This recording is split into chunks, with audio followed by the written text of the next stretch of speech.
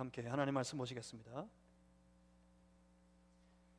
오늘 거룩한 주일 아침 우리에게 허락하신 하나님 말씀은 마태복음 제5장 20절에서 22절까지 말씀 함께 보시겠습니다. 제가 가지고 있는 성경책에는 신약 성경 제6페이지에 있습니다. 마태복음 5장 20절에서 22절까지 말씀,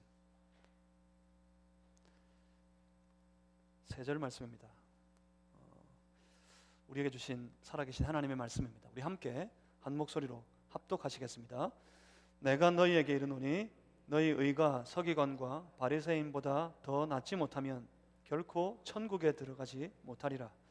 옛 사람에게 말한 바 살인하지 말라, 누구든지 살인하면 심판을 받게 되리라 하였다는 것을 너희가 들었으나 나는 너희에게 이르노니 형제에게 노하는 자마다 심판을 받게 되고 형제를 대하여 락하라 하는 자는 공회에 잡혀가게 되고 미련한 놈이라 하는 자는 지옥불에 들어가게 되리라. 아멘. 자, 잠시 한 번 더 기도하고 함께 말씀 나누겠습니다.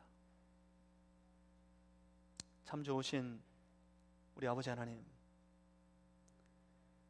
하나님을 사랑하고 주의 영광을 바라보는 사랑하는 주의 백성들이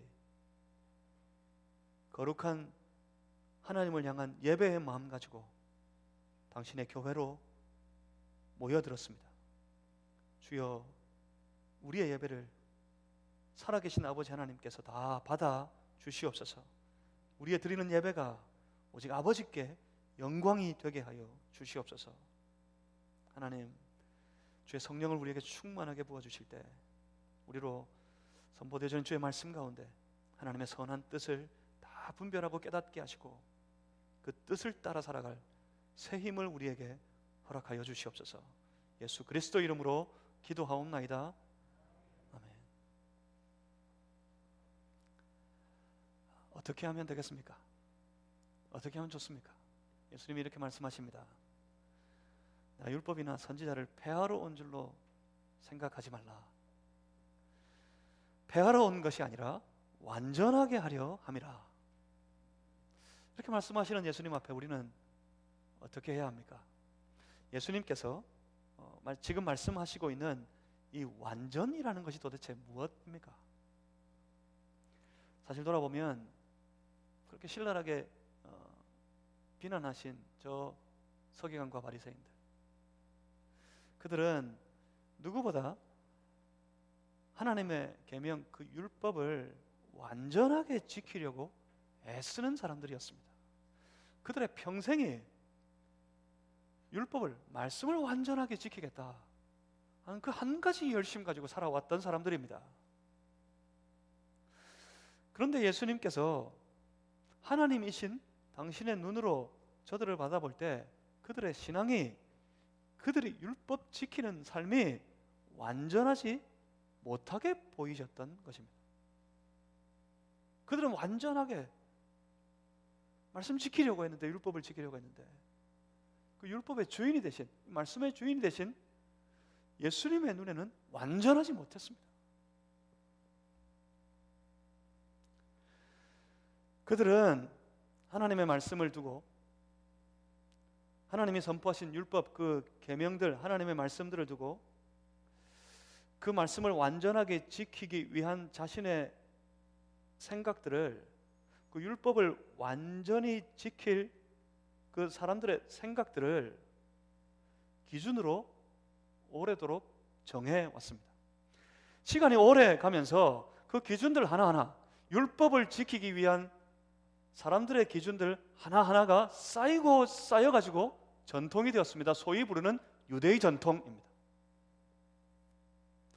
이제 그 이후로 그들은 유대의 전통을 따라서 율법을 지키게 됩니다. 그 유대 전통을 따르지 않을 때에는 율법을 어긴 것이 됩니다. 예수님께서 행하신 많은 이적들을 보고 저 서기관, 바리새인들, 제사장들이 예수님을 율법을 업수히 여기는 자, 율법을 폐하려 하는 자라고 비난했던 이유가 바로 이것 때문입니다. 유대 전통, 오랫동안 유대 사회 안에 율법을 지키기 위해 기준으로 삼아 지켜왔던 유대 전통을 그가 따르지 않는다는 것 때문에 예수님을 비난하고 정죄했습니다. 그러니까 하나님의 말씀이 기준이 아니란 말입니다.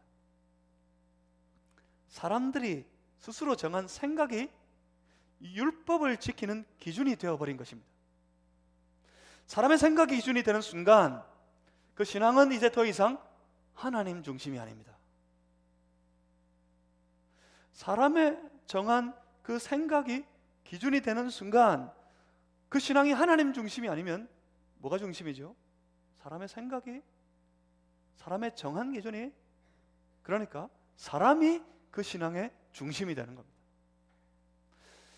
사람이 그 신앙의 중심이 된 그런 신앙, 그걸 우리는 흔히 부르기를 인본주의적인 신앙이라고 말합니다. 그 인본주의적인 신앙에 빠져버리면 하나님 중심의 신앙을 비틀어버립니다. 왜곡시켜버립니다. 그래서 오늘도 우리가 참 주의해야 될 것이 이것입니다. 여러분, 신앙의 삶을 살아가는 여러분의 모든 생활 순간순간마다 이 사람 중심의 신앙, 인본주의적인 신앙에 빠지지 않도록 주의하는 성도들이 되시기를 주님의 이름으로 소망합니다. 예수님께서는 지금 저 서기관과 바리새인들이, 저 유대인들이 왜곡시켜버린 그 하나님 중심의 신앙을 다시 바로잡고 완전케 하려고 하십니다. 여러분, 이 말씀들을 생각할 때 여러분 분명히 기억하셔야 되는 것이 있습니다. 우리 하나님의 사람들, 우리 하나님의 백성들, 하나님의 자녀들의 인생은, 우리의 삶은 하나님의 뜻을 완전하게 하는데 그 목적이 있다는 사실을 말입니다. 어디에 있다고요? 어디에? 하나님의 뜻을 우리 하나님을 따르는 주의 백성들의 삶을 통해 완전하게 하는데 우리의 인생의 목적이 있습니다. 이 거꾸로가 아닙니다. 자칫 거꾸로 생각하는 경우들이 참 많습니다. 어떻게 해요? 하나님이 우리 인생들이 원하는, 우리 사람들이 원하는 그 뜻과 그 생각과 그 소원을 완전하도록 이루어 가시기 위해 존재하시는 분이라고. 이렇게 생각하는 경우들이 참 많이 있습니다. 하나님이 우리의 생각을 완전케 하기 위해 존재하시는 것이 아니라, 우리가 하나님의 백성이라면, 성도들이라면 이걸 기억해야 된다고요. 우리 인생이, 특별히 우리 하나님의 사람들이 하나님의 뜻을 완전케 하는데 우리의 삶에 목적이 있다는 사실, 이걸 기억하셔야 합니다. 무엇 때문입니까? 하나님께서 우리를 지으셨기 때문입니다. 거꾸로가 아닙니다. 사람이, 우리가 우리의 필요를 따라 하나님을 만들어 지어낸 것이 아니란 말입니다. 많은 세상의 철학자들은 이렇게 이야기합니다. 사람이 사람들의 필요를 따라서 하나님을 고안해냈다고, 만들어냈다고요.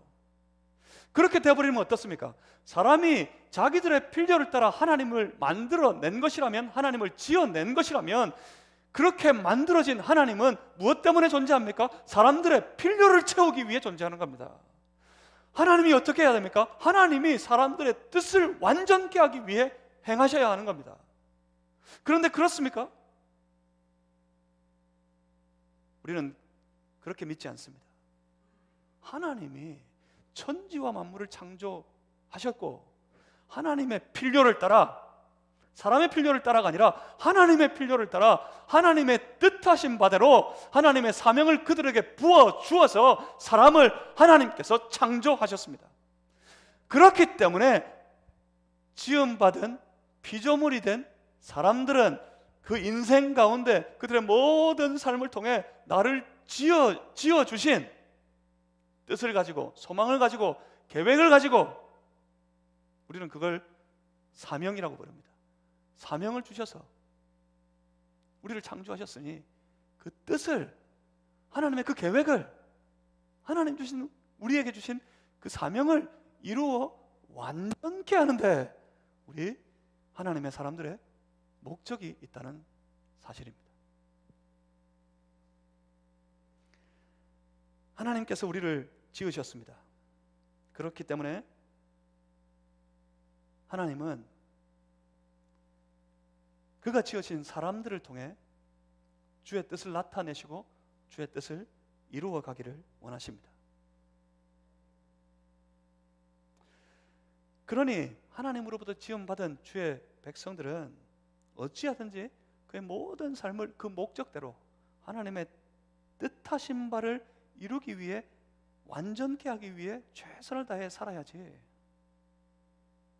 하나님이 사람들이 정한, 사람들의 뜻을 따라, 그들이 정한 그 기준을 따라 일하셔야 하는 것이 결코 아니라는 사실을 오늘 우리는 이 말씀을 통해 분명히 생각하고 기억해야 합니다. 그래서 하나님의 말씀 앞에 어떤 모습으로 주의 백성들이 서느냐, 이것이 너무나도 중요해집니다. 주시는 말씀 앞에 우리가 어떻게 서야 할까? 여러분, 어떻게 해야겠습니까? 어떻게 하시겠습니까? 저 서기관과 바리새인보다 더 나아야 한다, 더 낫지 못하면 결코 천국에 들어가지 못할 것이다 선포하시는 우리 주님 앞에서, 그렇게 말씀하시는 주님의 말씀 앞에서 우리는 도대체 어떻게 해야 하겠습니까? 오늘 본문은 이렇게 말씀합니다. 21절에 옛사람에게 말한 바, 이걸 다시 풀어서 번역하면 이렇습니다. 옛날부터 사람들이 옳다고 하는 말들이 있는데 라는 뜻입니다. 예로부터, 아주 오래전부터 사람들이 그것이 옳다고 하는 말들이 있는데, 한마디로 하면 원래 그게 말이야, 그게 원래 말이야, 이런 거야 하는 거지요. 근데 원래 말이야, 원래 우리가 그렇게 늘 생각하고 그렇게 바라보고 그렇게 행하는 것, 원래 말이야 하는 것들이 다 옳습니까? 사실 이게, 이 원래 말이야가 우리의 신앙을 망가뜨리고 우리의 삶을 망가뜨립니다. 여러분, 만유인력의 법칙이라고 아십니까? 우리 다 알죠? 만유인력 법칙을 누가 만들었죠? 누가 발견했죠? 만들지 않았습니다. 그 사람 발견한 것뿐입니다. 누구죠? 아이작 뉴턴입니다. 아이작 뉴턴. 아이작 뉴턴이 만유인력을 발견했는데, 뉴턴 하면 떠오르는 단어가 두 개 있습니다. 만유인력하고 또 뭐가 떠오르십니까? 사과가 떠오릅니다. 아이작 뉴턴이 만유인력을 어떻게 발견했습니까? 어느 날 동네에서 사과나무 그늘 아래 좀 쉬고 있는데, 그 사과나무에 달려있던 사과가 그림으로 보면 머리에 뚝 떨어지죠.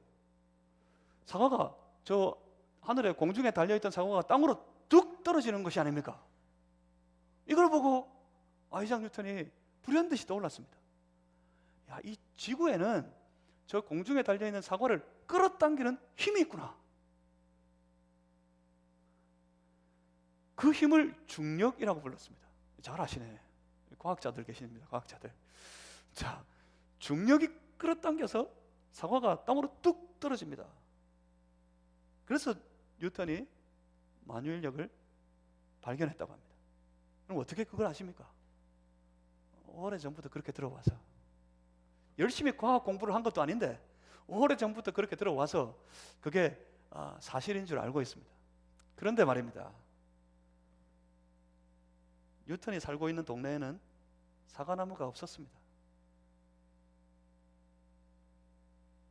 사실 만유인력의 법칙은 당시에 뉴턴과 같은 시대에 많은 과학자들이 공공연하게 주장하고 있는 과학의 이론이었습니다. 만유인력을 주장하는 과학자들이 참 많이 있었다고요. 그 중에 한 사람이 바로 아이작 뉴턴이었습니다. 이 뉴턴이 어느 날 많은 사람들 앞에서 그가 주장하고 있는 만유인력의 법칙을 설명하려고 할 때, 사람들이 잘 알아듣기 쉽게 하려고 예를 들어서 했던 말이 사과나무의 사과입니다. 자, 여러분, 사과나무의 사과를 생각해 보십시오. 사과나무의 사과는 하늘로 올라가지 않습니다. 떨어지면 땅으로 떨어집니다 하면서 예를 들어서 설명했습니다. 만유인력의 법칙을, 중력을.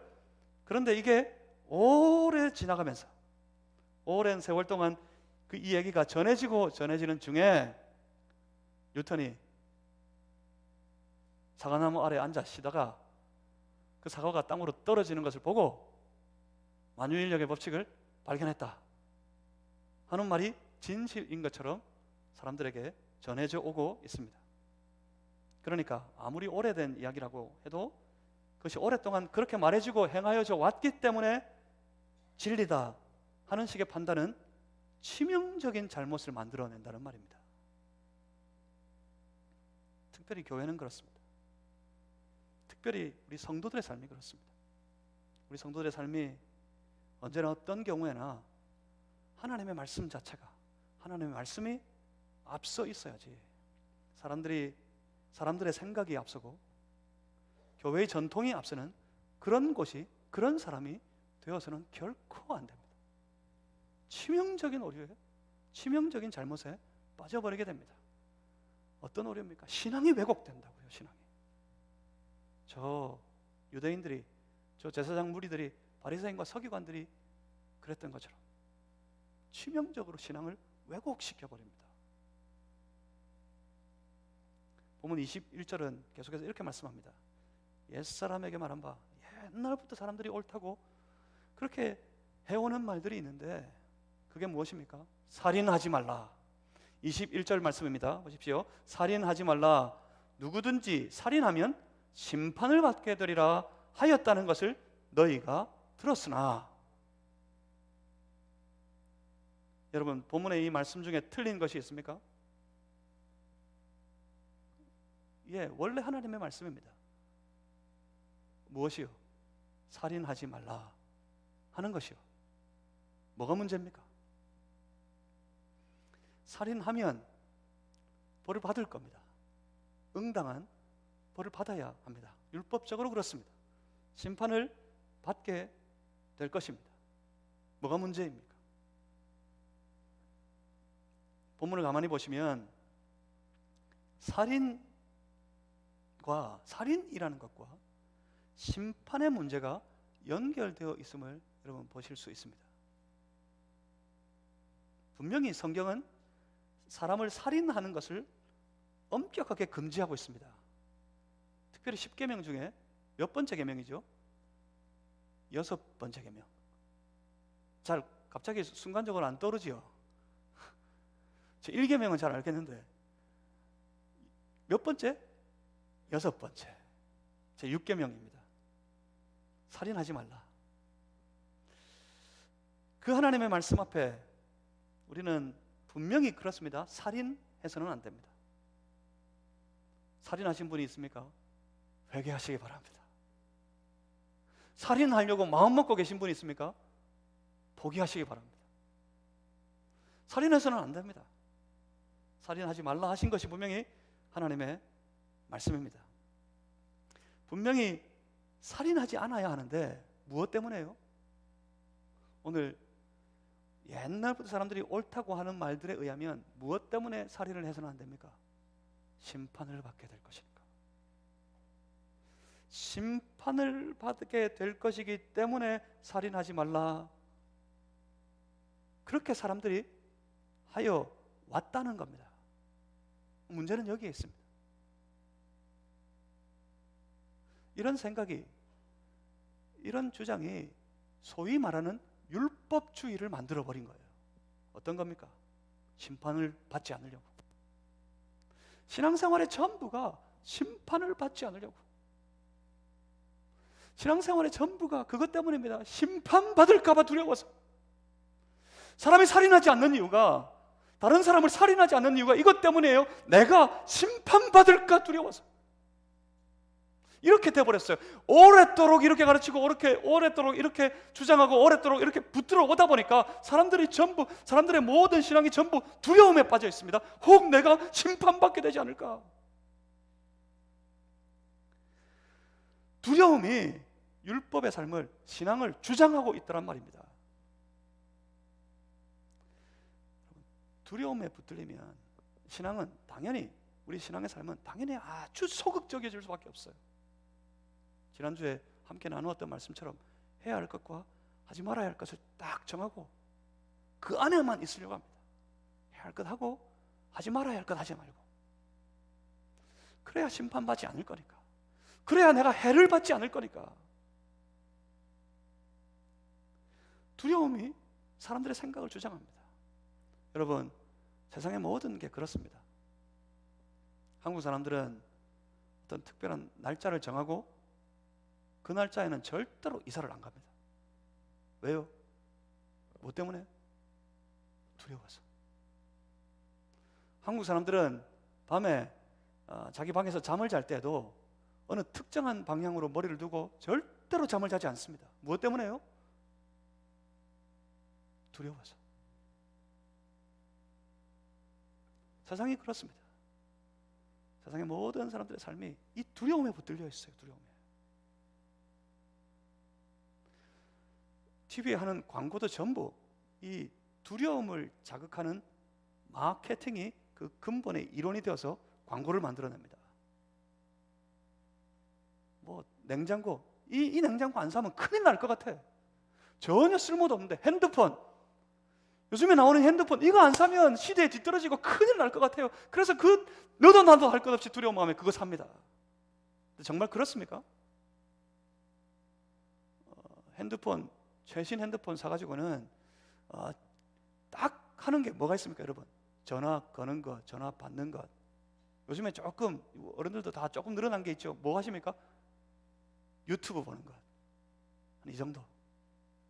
없어도 돼요, 다른 거.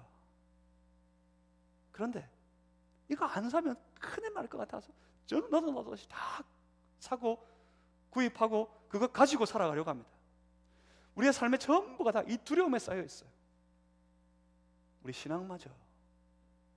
신앙마저 이 두려움 때문에 아주 마음이 움츠러들어가지고 어두운 가운데 신앙생활을 합니다. 여러분, 이 두려움을 떨쳐내시길 바랍니다. 두려움은, 우리의 마음속에 있는 이 두려움은 하나님 주신 마음이 아닙니다. 하나님이 주신 감정이 아닙니다. 이 두려움을 이겨내시길 바랍니다. 이 두려움을 다 멀리 떨쳐내기를 하나님께서는 우리에게 원하십니다. 두려움을 이기는 신앙의 사람들이 되시기를 주님의 이름으로 축복합니다. 어떤 일을 만나도 어떤 형편을 만나도 두려움을 다 이겨내는 그런 성도들이 되시기를 주의 이름으로 소망합니다. 만약 그 두려움을 만들어내는 것이라면 심판을 받지 않으려 살인하지 말아야 한다 하는 것이었다면 예수님 이후에 하시는 말씀, 앞에 이 말씀이 이것이 사람들의 옛날부터 주장하는 이 이야기들이 참 잘못된 것이다, 틀렸다, 그런 것이라면 예수님 22절의 말씀은 한술 더 뜨는 거예요. 사실은 22절 말씀을 우리 다 같이 한번 읽어보겠습니다. 22절 함께 읽습니다. 시작. 나는 너희에게 이르노니 형제에게 노하는 자마다 심판을 받게 되고 형제를 대하여 라가라 하는 자는 공회에 잡혀가게 되고 미련한 놈이라 하는 자는 지옥불에 들어가게 되리라. 아멘. 살인만 안 하면 되는데 어때요? 여러분 어떻습니까? 살인하지 말라. 심판을 받게 될 것이다. 그렇게 알고 살인만 안 하면 되었었는데 예수님 뭐라 그러십니까? 심판을 받게 될 거라고요. 뭐 하는 사람들마다? 형제에게 노하는 사람들마다 다 심판을 받게 될 것이라고. 노하지도 말아야 됩니다. 이제는 형제들에게 라가라 해서는 안 됩니다. 라가 무슨 뜻입니까? 이 바보야, 이 멍청아. 그 뒤에 이 라가가 이렇게 번역된 것으로 말씀하시기도 합니다. 미련한 놈이라 하는 자마다 잡혀갈 뿐만 아니라 어떻게 될 거라고? 지옥불에 들어가게 됩니다. 욕하지도 말아야 합니다. 지옥불에 들어가게 된다, 그렇게 말씀하시니까요. 여러분, 형제에게 노하는 자마다, 라가라 하는 자마다, 미련한 놈이라는 자마다 지옥불에 들어가게 될 것이라고 말씀하십니다. 여러분, 이 말씀 앞에 자신 있으십니까? 여러분, 이 말씀 앞에 안심하실 만한 분이 있으십니까?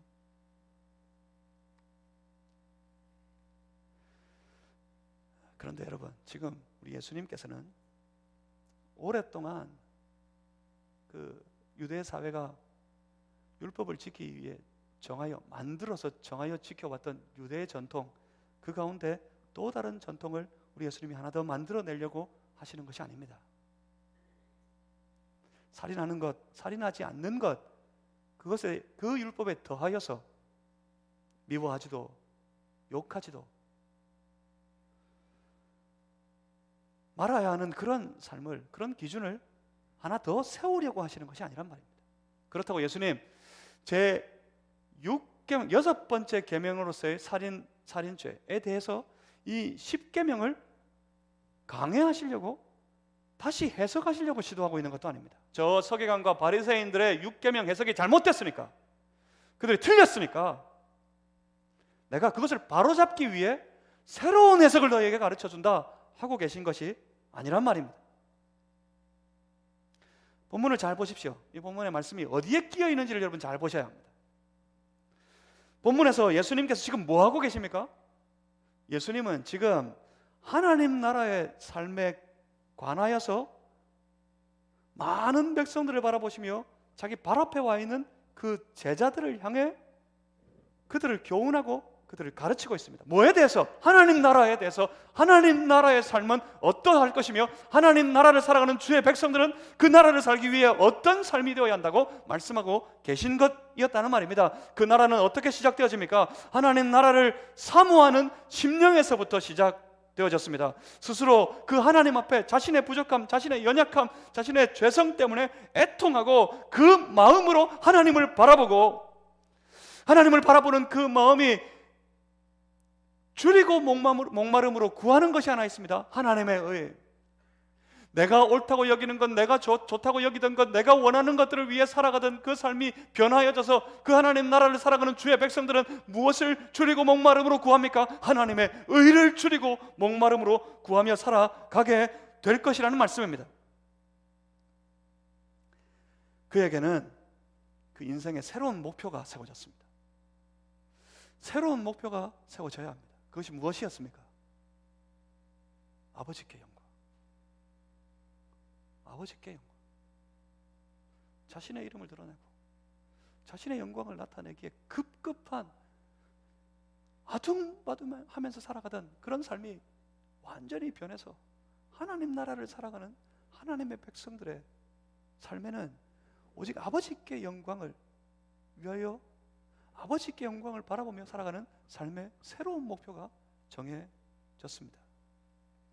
그 사람들에게 예수님께서 말씀하십니다. 너희의 의가, 그 하나님 나라를 살아가는 하나님의 백성들의 삶의 의가 무엇보다 나아야 된다고요? 저 서기관과 저 바리새인보다 더 나아야 한다. 그렇게 말씀하셨습니다. 그리고 이어진 말씀입니다.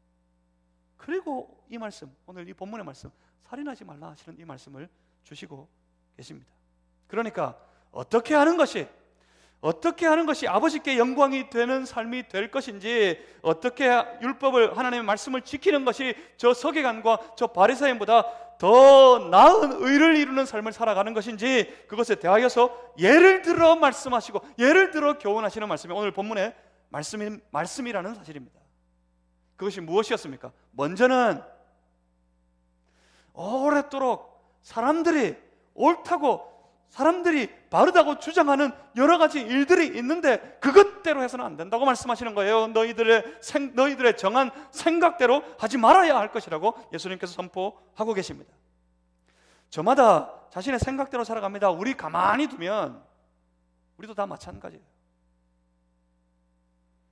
예수를 믿을 때 성령 받아 성령 충만하여서 하나님 말씀 사모하고 하나님 말씀에 순종하며 살아가는 주의 백성이 되었다고 생각했는데, 그런 우리도 가만히 내버려 두면 저마다 우리 중에 누구도 예외 없이 전부 자기 생각대로 살아가게 되어 있습니다. 자기 생각대로 살아가려고 합니다. 심지어 세상의 생활, 세상에서의 모습은 두말할 나위도 없고요, 심지어 교회에서의 생활까지 그렇습니다. 교회의 삶이 마찬가지입니다. 전부 하는 말이 전부 속의 생각이 결국은 이렇게 가요. 어떻게 말씀대로, 어떻게 성경대로만 다 할 수 있겠어? 하나님은 그렇게 말씀하시지, 목사님은 그렇게 설교하시지. 그렇지만 어떻게 그 말씀대로, 어떻게 그 하나님 말씀대로만 다 살아갈 수 있겠어? 하는 마음이 저마다 우리 모두에게 있습니다.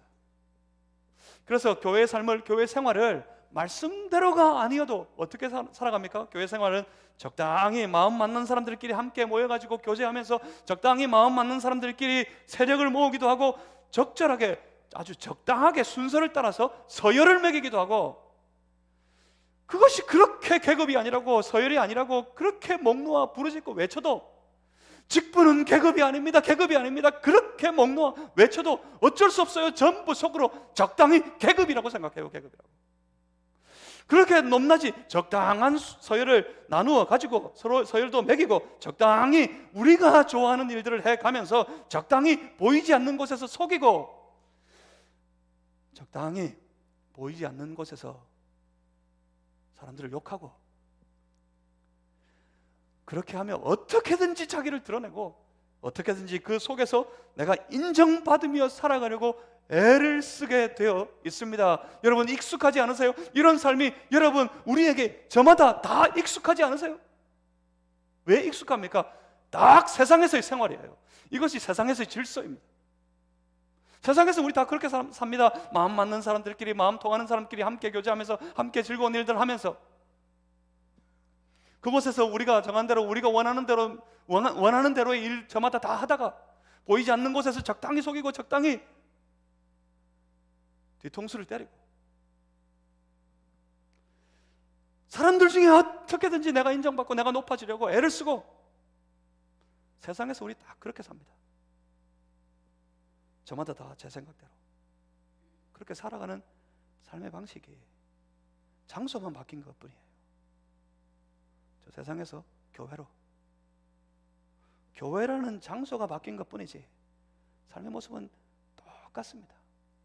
무엇을 따라? 저마다 제 생각을 따라, 저마다 제 소견에 옳아 보이는 대로 그렇게 살아가려고 합니다.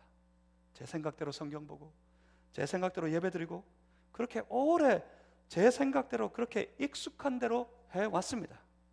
오랫도록 저 유대 사회가, 저 유대 백성들이, 저 제사장들이, 저 서기관과 바리새인들이 그렇게 해왔습니다. 전통을 따라 기준을 정하고 사람들을 이 율법 안에 속박하고 얽어매고 그들에게 두려움을 줘서 그들을 얽어매고 속박하고 두려움에 빠져 신앙의 삶을 살아가도록 우리의 손아귀에서 벗어나지 않도록 그렇게 해왔습니다. 그런데 예수님께서 저들을 향해 외치고 계신 것입니다. 스톱! 스톱! 이제는 멈추라고, 이제는 멈추어야 한다고 그렇게 선포하고 계신 것입니다. 그리고 예수님께서는 지금 우리의 그리스도이신 예수님 자신을 통하여 세워지는 하나님 나라의 전혀 다른 새로운 질서를 선포하고 계신 것입니다.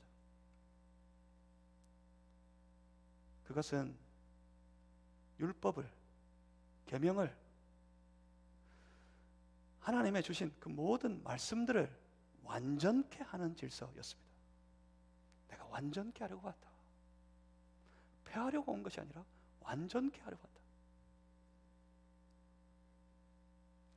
그것은 율법 속에서 우리가 말씀을 받으면 먼저 그 말씀들을 통해 살아계신 아버지 하나님의 영광을 고민하는 것으로 그 말씀 앞에 서야 할 것이라고 선포하시는 겁니다.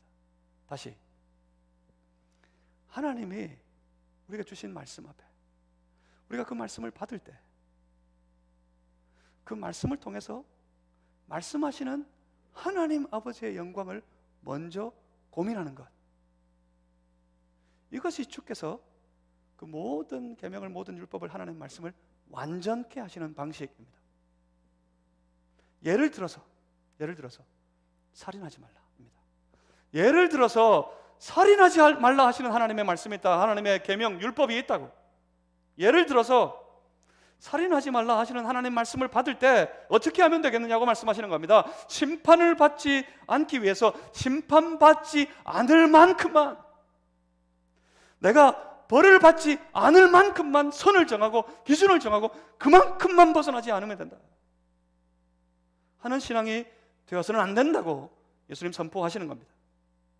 어떻게 해야 합니까? 살인하지 말라 하시는 하나님 말씀이 내게 임할 때 어떻게 해야 돼요? 제일 먼저 그 말씀 앞에 자신을 세우고 뭘 고민해야 합니까?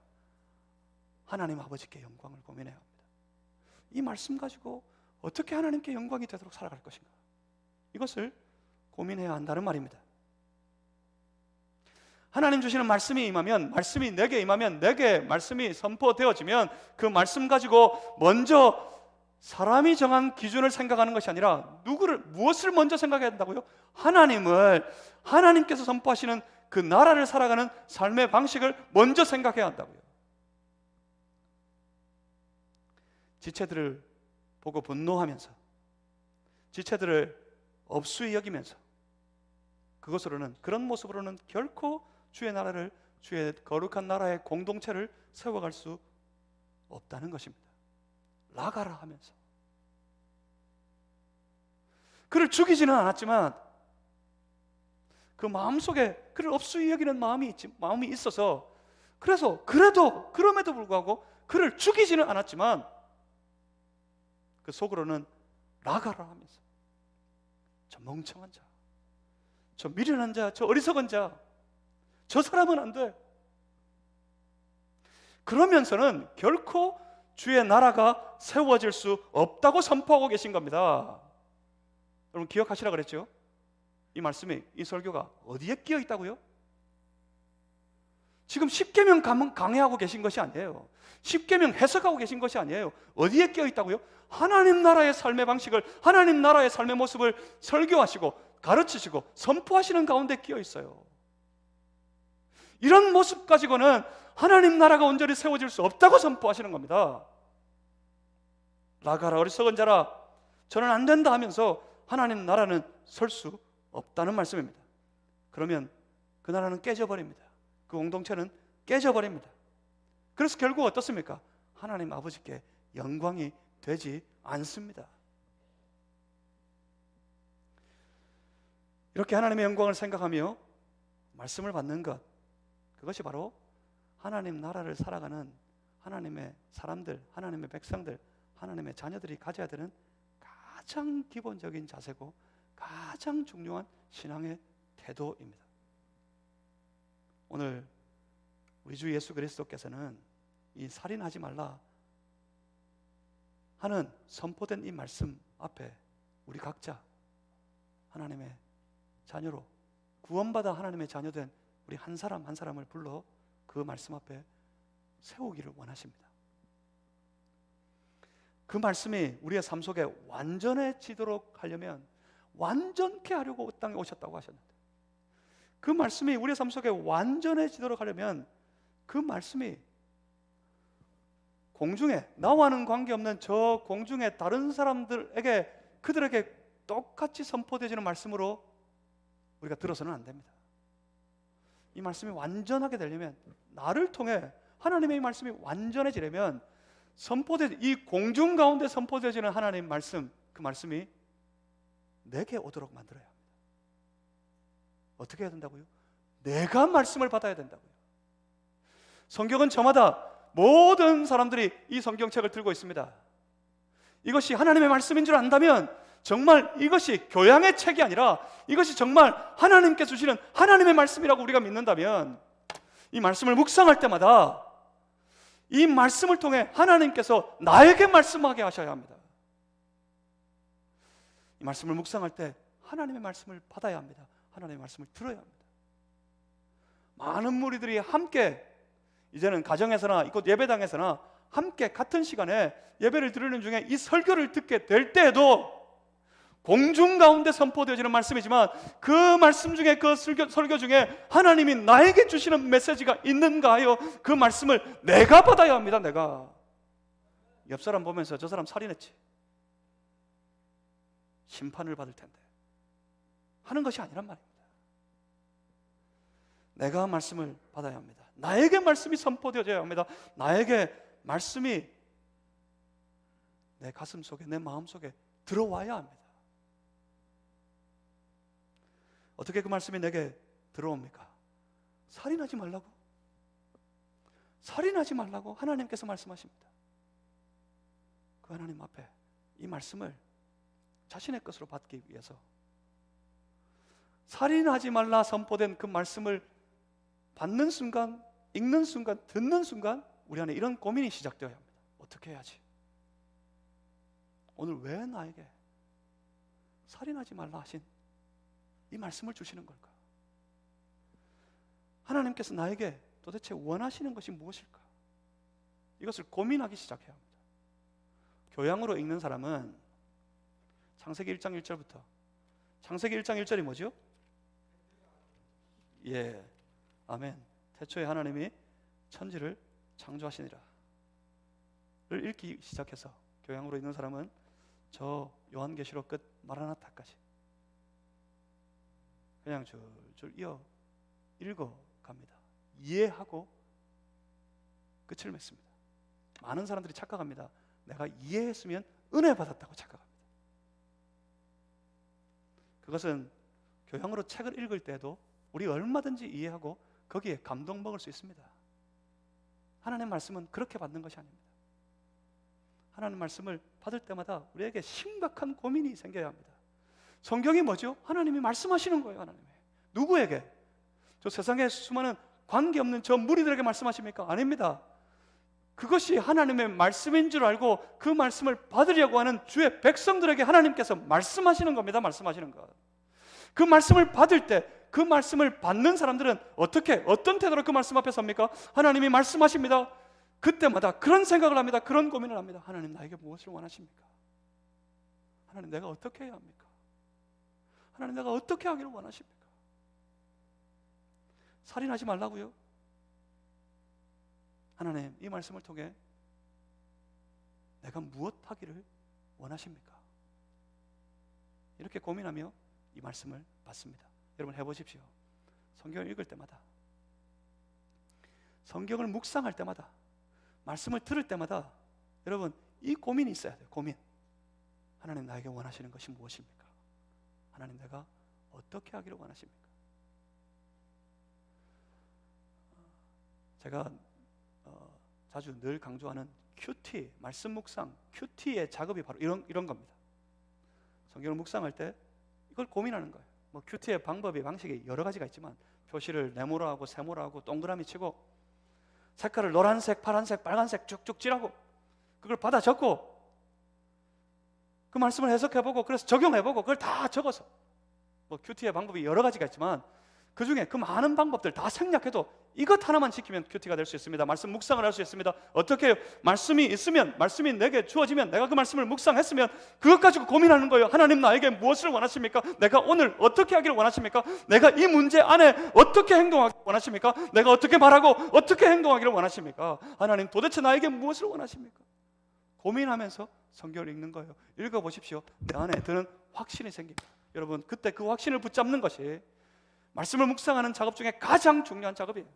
고민하고 주신 그 확신을 가지고 그 다음에 어떻게 합니까? 그 다음에 그 말씀에, 내게 주신 그 말씀에 순종하는 거예요. 그 삶이 말씀에 순종하는 삶이라는 겁니다. 대부분은 순종 안 합니다. 대부분은 순종 못 합니다. 무엇 때문에요? 내게 주신 말씀이 없으니까. 내 머리로 이해하고 있는 말씀은 많지만 내게 지금 주시는 말씀이 없으니까. 살인하지 말라. 어떻게 해야 할까? 왜 하나님 나에게 이런 말씀을 주시는 걸까? 하나님 나에게 원하시는 것이 무엇입니까? 고민합니다. 사람 안 죽이는 것으로 끝이 아닐 텐데 나에게는 처음부터 사람 죽일 마음 자체가 없는데 하나님께서 이 말씀을 나에게 주시는 것은 사람 안 죽이는 것으로 끝이 아닐 텐데 그리고 주변의 지체를 돌아봅니다. 공동체를 살펴봅니다. 그 지체들, 그 중에 연약한 자, 그 중에 못난 자, 그 중에 내가 미워할 만한 자, 그를 생각하며 그를 업수히 여기지 않고 오히려 연약한 자이니, 오히려 미련한 자이니 더 적극적으로 그들을 살피고 그들을 돌보고 그들을 세우는 일을 할 때 그런 생각합니다. 내가 이렇게 할 때 하나님이 더 기뻐하시지 않을까? 하나님이 영광을 받지 않으실까? 아버지께 영광이 되지 않을까? 싶어서 그는 그 아버지의 뜻을 따라 그 말씀에 순종하려고 합니다. 마치 내가 먹든지 마시든지 무엇을 하든지 다 하나님께 영광을 위하여라고 선포했던 사도 바울의 고백처럼 말입니다. 이렇게 말씀 받고 이렇게 말씀 앞에 서야 합니다. 사랑하는 성도 여러분, 하나님은 오늘도 말씀하십니다. 살인하지 말라 하는 말씀만이 아니라 오늘 우리가 함께 나누는 이 말씀 가운데 우리가 함께 매일 묵상하는 이 성경의 책을 통하여서 하나님께서는 오늘도 우리에게 말씀하십니다. 그 말씀 앞에 내게 주시는 그 말씀 한 절 한 절을 붙잡고 가장 무엇보다 먼저 내 아버지 하나님께 영광을 깊이 생각하고 깊이 고민하는 그런 성도들이 다 되시기를 주님의 이름으로 축복합니다. 그러면 여러분들을 통해 주의 말씀이 완전하게 될 것입니다. 부족하면, 연약하면, 내 지식이 미련하여 모자라서 제대로 깨닫지 못하면 그래서 성령께서 우리 안에 계십니다. 성령님이 우리를 도와주실 겁니다. 말씀의 영이 되신 주의 성령께서 우리로 깨닫게 하실 겁니다. 우리를 깨우쳐 주실 겁니다. 성령을 의지하고 계속해서 부단히 주께 물으며 주님 나에게 무엇을 원하십니까? 나 아버지께 영광을 위하여 살기를 원합니다. 그러면 성령께서 우리에게 이 말씀 깨닫게 하실 겁니다. 그것을 믿고 말씀 앞에 다 나아가서 아버지 하나님께 영광을 고민하는 그런 성도의 삶이 다 되시기를 다시 한번 주의 이름으로 축복합니다. 이번 한 주간 그렇게 한번 살아보십시오. 그렇게 말씀을 묵상해 보십시오. 이 성경하고는 전혀 관계없는 그런 한 주간의 생활을 지내기보다 이것이 하나님의 말씀이면 매일같이 이 성경을 통해 하나님의 말씀을 듣고 주시는 하나님의 그 말씀 내가 받아서 어떻게 해서든지 아버지께 영광이 되도록 그렇게 살아가는, 그렇게 신앙의 생활을 하는 사랑하는 우리 마산 제일교회의 모든 권속들이 되시기를 주님의 이름으로 부탁합니다. 하나님께서 영광을 받으실 것입니다. 기도하겠습니다. 살아계신 아버지 하나님, 우리는 연약합니다. 우리는 부족합니다. 매일매일 실수합니다. 하나님 아시지 않습니까? 그럼에도 불구하고 우리를 주의 말씀 앞으로 부르시니 우리가 어찌 감당합니까? 주의 성령께서 우리를 도와주셔서 주시는 말씀을 우리 각자가 개인적으로 아버지께 영광을 위하여 다 받을 수 있게 해주시고 주의 말씀, 그 말씀 받아서 아버지께 영광을 돌리는 신실한 신앙의 삶을 살아가는 우리 모두가 다 되게 하여 주시옵소서. 주님, 우리에게 말씀해 주시옵소서. 예수 그리스도 이름으로 기도하옵나이다. 아멘. 우리 함께 찬양하시겠습니다.